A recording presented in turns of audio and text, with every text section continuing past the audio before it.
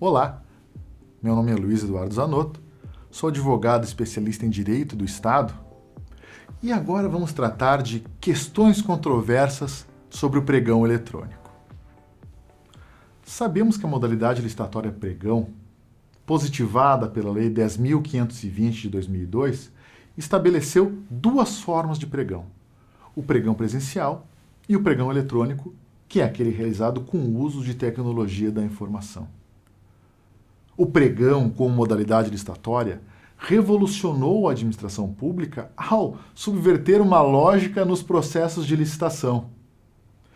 Enquanto as licitações tradicionais da Lei 8666 de 93 tratavam de um rito onde eu tinha uma fase de habilitação inicial, ou seja, onde se analisava um documento de todos os participantes para somente após abrirmos as propostas financeiras daqueles habilitados, o pregão eletrônico admitiu a inversão dessas fases.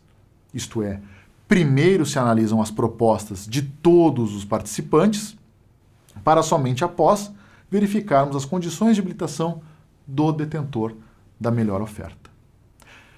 Ainda, o pregão admitiu que a melhor oferta fosse obtida após uma fase de lances, ou seja, os próprios licitantes poderiam reduzir o preço originalmente ofertado através de lances sucessivos. Só que a Lei 10.520 não estabeleceu a participação de todos os proponentes na fase de lances. No pregão presencial, então, temos que quem participa da fase de lances é o detentor da menor proposta e aqueles com preços até 10% desse menor valor. Caso eu não tenha pelo menos 3 licitantes nessas condições, admite-se então que participe da fase de lances as 3 melhores propostas. O pregão eletrônico, por sua vez, ao ser regulado pelo Decreto Federal 5.450, não estabeleceu uma sistemática para a participação da fase de lances. Logo, os sistemas eletrônicos que foram concebidos permitiram a participação de todos os proponentes que tiveram a sua proposta inicial aceita pelo pregoeiro na fase de lances, independentemente do valor inicial ofertado. Claro que a dinamicidade do pregão eletrônico permite a participação de um número maior de licitantes. Só que, de fato, não foi essa a lógica prevista na Lei 10.520. Então, poderia o pregão eletrônico utilizar o critério de participação na fase de lances estabelecido para o pregão presencial? O Tribunal de Contas foi questionado sobre esse assunto e, em julgados em 2008 e 2009, a sua segunda Câmara entendeu ser plenamente possível o uso do critério de aceitabilidade, aliás, do critério de participação da fase de lances do pregão presencial no pregão eletrônico, entendendo não ser ilegal essa sistemática justamente por ser a regra prevista na Lei 10.520. Ocorre que, em 2013, através do Acórdão 2770 do plenário do TCU, entendeu-se que o critério de participação na fase de lances do pregão presencial não poderia ser estendido ao pregão eletrônico, justamente porque o Decreto Federal 5.450 de 2005 assim não estabeleceu. Nesse sentido, temos que, como o pregão eletrônico pode ser regulamentado por outros entes da administração, nada impediria que outros entes regulamentassem da mesma forma o pregão eletrônico com a regra dos 10% do pregão presencial, ou seja, limitar a participação na fase de lances também no pregão eletrônico.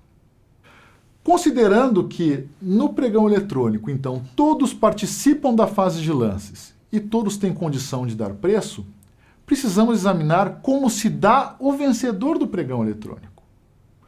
Enquanto no pregão presencial, o vencedor da fase de lances é obtido através do exaurimento dos lances, ou seja, quando nenhum interessado possui mais um lance para apresentar, obtendo-se assim a melhor proposta da administração, no pregão eletrônico vence a fase de lances aquele que apresenta a menor proposta dentro do tempo previamente estabelecido.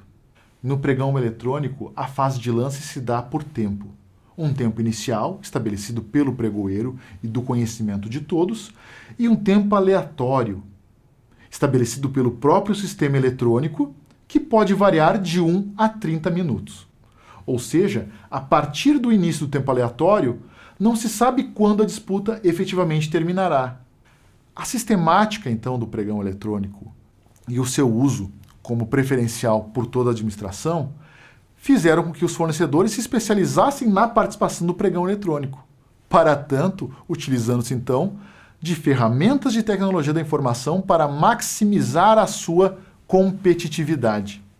É o famoso chamado uso de robôs na fase de lances. Existem, então, ferramentas de tecnologia da informação que verificam para o fornecedor se o seu preço de fato é o menor lance e, caso não seja, numa fração de segundos, uma mínima diferença de tempo, já apresentam um novo lance. Isso acarreta disputas com uma sequência muito considerável de lances em um curto espaço de tempo, onde se denota que os lances não foram realizados por ação humana, mas evidentemente com o auxílio de alguma ferramenta. O Tribunal de Contas da União, indagado sobre essa questão, em julgados de 2010 e 2011, recomendou que os sistemas Comprasnet do governo federal e e-licitações do Banco do Brasil fossem aprimorados para inibir ou mitigar o uso de robôs em pregões eletrônicos. Dessas decisões, resultou a Instrução Normativa número 3 de 2013 do Ministério do Planejamento, a qual estabeleceu o seguinte critério: um fornecedor somente poderia dar um novo lance sobre seu preço após 20 segundos de disputa. Por sua vez, entre licitantes distintos, seria possível dar um novo lance após 3 segundos do lance inicial. Evidentemente, tais regras não serviram para coibir o uso de robôs. Afinal de contas, ferramentas de tecnologia da informação podem ser reprogramadas para comportar essas regras. E o próprio Tribunal de Contas admite essa fragilidade, ratificando esse entendimento e essa recomendação. Em 2014, tivemos um outro julgado, o Acórdão 1226 do TCU, que permaneceu com o entendimento de que o uso de robôs seria uma afronta ao princípio da isonomia, uma vez que não permitiria a todos os concorrentes a disponibilização do mesmo tempo na fase de lances. Mas vejam que a finalidade do pregão eletrônico não é disponibilizar o mesmo tempo para todos os licitantes. A finalidade do pregão eletrônico é possibilitar que os licitantes apresentem o seu menor preço à administração e que esta contrate efetivamente o menor preço. Então, o uso de robôs no pregão eletrônico somente seria prejudicial na medida em que impedisse o acesso de demais concorrentes no âmbito da licitação. Ao não inibir o acesso a outros concorrentes na licitação, entende-se que o uso de robôs pode inclusive fomentar o competitório, permitindo efetivamente que a administração obtenha um menor preço. Com base nessas decisões, é possível afirmar então que o TCU para pregões eletrônicos considera impróprio o uso de tecnologia da informação. Mas como barrar a tecnologia da informação? Como barrar o avanço tecnológico? Como barrar a evolução inerente à sociedade?